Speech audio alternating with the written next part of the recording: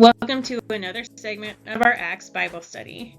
And today we're looking at Acts 25 and 26. And here's Acts 25:23 through 26, verse 1. The next day, Agrippa and Bernice came with great fanfare.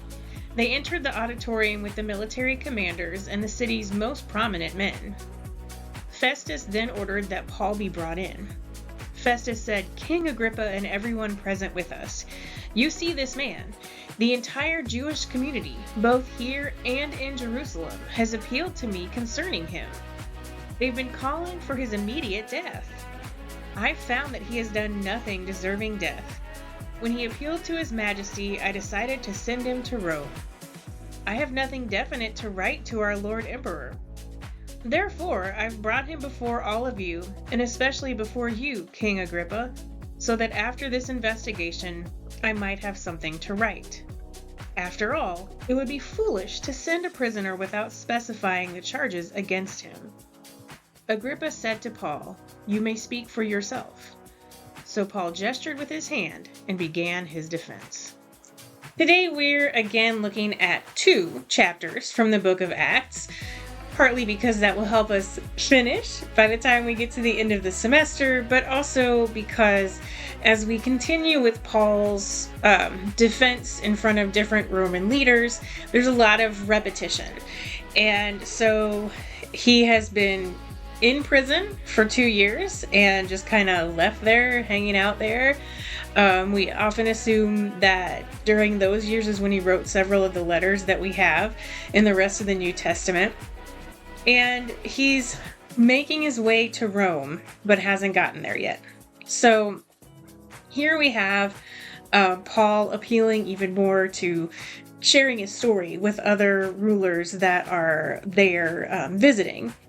And once he begins his defense, which is what happens right after the verses that you heard, he actually starts with talking about how he was such a good Jew that he was persecuting the Christians, and he tells the story of his conversion, and he appeals to Agrippa that, Agrippa should understand that the Jews have not liked Paul's message since he was called to be the apostle to the Gentiles.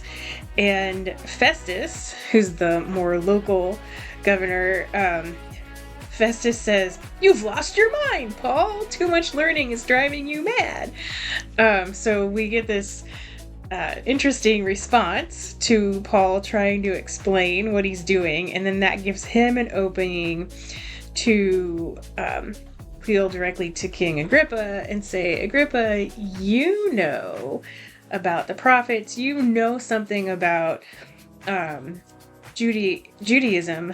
And then Agrippa says, "Are you trying to convince me that in such a short time you've made me a Christian?" Paul responded, "Whether it is a short or a long time, I pray to God that not only you, but also all who are listening to me today will become like me, except for these chains." The king stood up, as did the governor, Bernice, and those sitting with them. As they left, they were saying to each other, "This man is doing nothing that deserves death or imprisonment." Agrippa said to Festus, "This man could have been released if he hadn't appealed to Caesar." So there's an interesting moment of irony there that part of why Paul appealed to Caesar was to save his life because he was under threat from the Jews, and now the Jewish or the Roman authorities are saying, well, he could just go free if he hadn't appealed to Caesar, but he has to go to Rome. So next week we'll start to Rome, but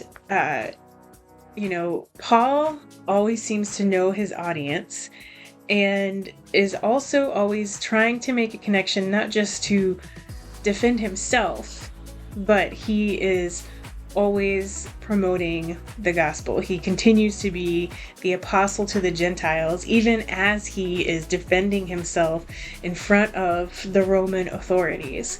And so, again, as we were discussing last week, it's not that Paul saw just an advantage in being able to claim that he was a Roman citizen, but that all that Paul was doing, and in every audience that he had, he was keeping in mind that he was also the apostle to the Gentiles. And so one thing that may frustrate us about Paul is kind of his singleness of mind, that he has a mission and he's going to stay on it wherever he is. But that's also inspiring to us, that we could be bold enough to hang on to the mission that God has sent us on, regardless of the surrounding circumstances, and even through trial, as Paul did. So whatever you may be faltering in this week, especially as the end of the semester draws near, be reassured that you're not alone. And then also take some encouragement from Paul and seek out that kind of single-mindedness in following where God is leading you and doing the work God has put before you, even in the difficult times. And next week, we will be on a ship headed to Rome. I'll see you then.